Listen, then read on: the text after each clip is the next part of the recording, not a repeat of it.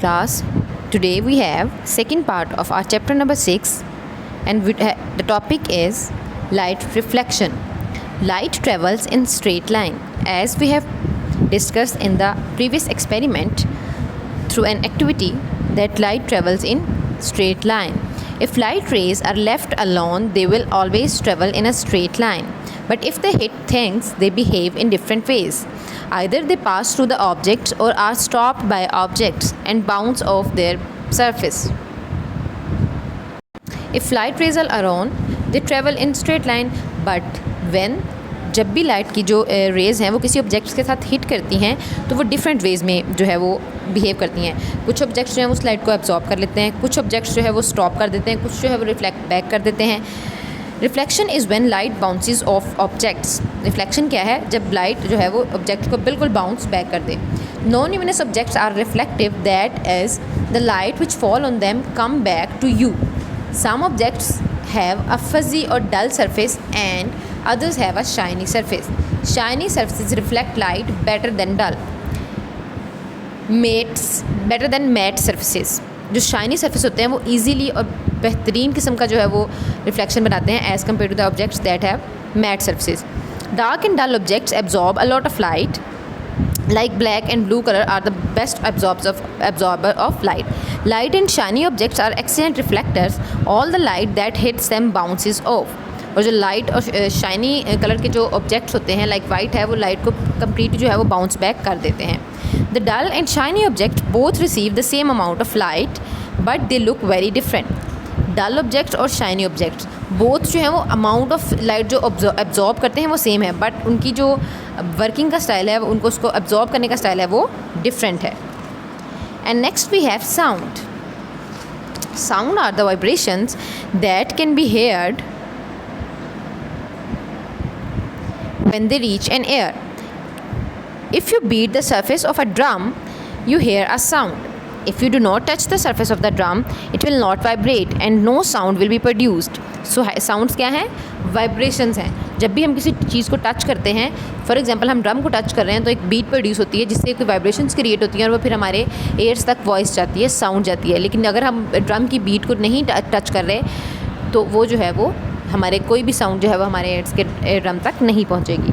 A sound vibrations make tiny particles of the air bump into each other. When this happens, the particles are first pressed together and then they spread apart or expand again. Each particle passes its energy to the particle next to it. Sound vibration जो है वो क्या करती है कि air के particles को move करवाती है. जब एयर के छोटे छोटे पार्टिकल्स आपस में मूव करते हैं तो वो एक पार्टिकल दूसरे को, दूसरा तीसरे को, एंड फर्दर ऑन एनर्जी की ट्रांसफॉर्मेशन जो है वो जारी रहती है और इसी तरीके से जो है वो एट द एंड जो है वो साउंड प्रोड्यूस होता है. Sound can travel through different forms of matter. Sound however can not travel through a vacuum. Sound जो है वो वैक्यूम से यानी खला से गुजर नहीं सकता but all the 3 states of matter से गुजर सकता है. This is why we can not hear any sound in space. इसीलिए हमें स्पेस में कोई भी साउंड सुनाई नहीं देता. When the particles are press together there is a higher pressure of the sound. When they are further apart from each other the pressure is low.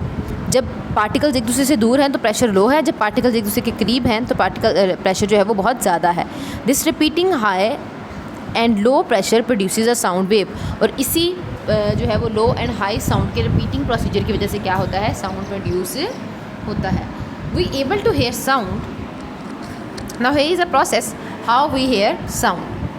When sound waves enter our ears and vibrate the eardrum, these vibrations travels from our ears to brain, which recognizes them as sound in less than a second.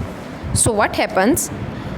जब भी हम एक sound सुनते हैं तो sound waves जो है वो एंटर होती हैं हमारे एयर में और हमारे एयर ड्रम को वाइब्रेट करती हैं. जैसे ही एयर ड्रम वाइब्रेट करता है तो वो मैसेज जो है वो ब्रेन तक पहुंचता है और फिर जो है वो हमें आवाज़ सुनाई देती है.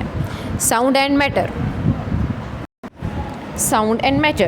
We know that sound can pass through gas because most of the sounds we hear have traveled through the air, which is full of gases. So that means sound can travel through liquids, sound can travel through solids, and sound can travel through gases as well. But you think sound can pass through other matter? Sound can travel through liquids. If you are underwater with a friend and they yell out, you will hear them. If you are close to them, अगर आप पानी में हैं और आपका कोई भी friend जो है वो येल करता है तो आपको उसकी आवाज़ सुनाई देगी, बट द मैटर इज़ कि आपका डिस्टेंस बहुत ज़्यादा ना हो. And sound can also travel through solids. If you are inside a room and someone knocks on the door, you can hear it. Yes, you can hear it. So we know that sound can travel through solids. But sound does not travel at the same speed in the all three states of matter. The difference between the movement of sound between three states of matter is just of the speed. Here we have a question. Which one do you think it travels through fastest, in gases, solids or liquids? So sound travels more slowly in cold water than in warm water. That means liquid में जो है वो fastly जो है वो move नहीं करता. Sound travel more slowly through gases than the other two states of matter, liquids and solids. So simply sound travel fastest through solids. Here we have an information. Sound travels more slowly in cold water than they do in the warm weather. Sound wave भी जो है वो cold weather में slowly move करती हैं as compare to warm weather. Here is an activity. We will need 3 glasses water and a pencil. Fill one glass 1/4 full with water. Fill another glass half with water and fill the third glass with 3/4 fill with water. एक glass में हम 1/4 पानी लेंगे, एक को हम half fill कर लेंगे और एक में हम 3/4 पानी लेंगे. Then take the pencil and tap the sides of the glasses.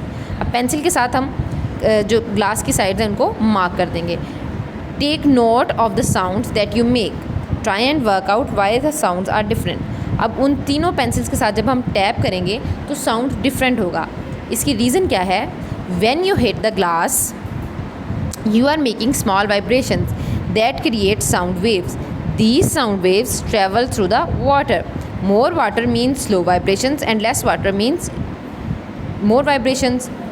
यानी अगर पानी ज़्यादा है तो आपके पास वाइब्रेशंस कम हैं और अगर पानी कम है तो आपके पास वाइब्रेशंस ज़्यादा हैं.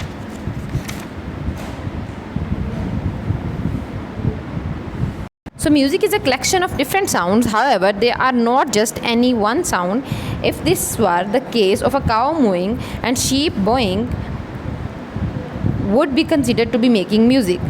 Music जो है वो different sounds की collection होती है. Music is when something that vibrates causes something else to vibrate. Music कब जनरेट होता है कि जब कोई एक चीज़ वाइब्रेट कर रही है, उसी की वाइब्रेशन से कोई दूसरी चीज़ या दूसरा ऑब्जेक्ट वाइब्रेट करे तो तब जो है वो हमारे पास म्यूज़िक जनरेट होता है. This second object also amplifies the sound. Here is an example. If you hold a guitar string between your fingers and ask someone to pluck it, do you think it will make a musical note? No, it won't. It will vibrate but you will not hear a note. अगर आपके पास एक guitar है और आप किसी को कहते हैं कि वो इसको थोड़ा सा स्ट्रिंग को थोड़ा सा खींचे तो क्या इससे नोट जनरेट होगा? No, it will just create a vibration but sound will not be hear. Now if you attach that string across the sound box. अब आप अगर इसको साउंड बॉक्स के साथ अटैच कर रहे हैं तो डेफिनेटली वाइब्रेशन के साथ साथ साउंड भी जनरेट होगा. As a result air particles inside the sound box start vibrating at the same frequency at the string. The wood of the guitar helps to amplify this sound. इस तरह क्या होगा कि एयर के particles जो हैं वो मूव करना शुरू करेंगे और मूव करने के साथ साथ जो है वो गिटार जो है वो साउंड को एम्पलीफाई कर देगा. Different musical notes can be created by changing the force and the length of the vibration. So with the guitar string can be held down at different points to change the length of the string creating the vibrations. String को हम different position पे रख के different kind of vibrations create कर सकते हैं. String को हम टाइटन भी कर सकते हैं और लूजन भी कर सकते हैं. String can be placed in different position in relation to the, और साउंड बॉक्स के अकॉर्डिंग हम इसको डिफरेंट पोजीशन पर भी प्लेस कर सकते हैं. And all the instruments work in the same way. सारे इंस्ट्रूमेंट्स इसी प्रिंसिपल पे काम करते हैं. Brass instruments have valves that change the length of the columns by vibrating air. Brass के जो इंस्ट्रूमेंट्स होते हैं उनके अंदर छोटे छोटे वेल्व्स बने होते हैं जिनकी लेंथ जो है वो कॉलम चेंज करने से उनकी वाइब्रेशन और एयर की जो है वो स्पीड चेंज करने से वाइब्रेशन भी चेंज हो जाती है. Questions we have. Explain how a sound wave travel to our brain. Sound waves enter the air drum and causes vibration. जब वो एयर ड्रम में एंटर होती है तो वो वाइब्रेशंस कॉज करती हैं और ये वाइब्रेशंस फिर हमारे एयर से ब्रेन तक जाती हैं और उनको हम एज साउंड रिकॉग्नाइज करते हैं. Explain how instruments make sound. So instruments make sound by changing force and the length of the string. and explain how same instruments can make different sound. By placing the strings to different positions, same instruments can make different sound. So here was the second part of chapter number 6.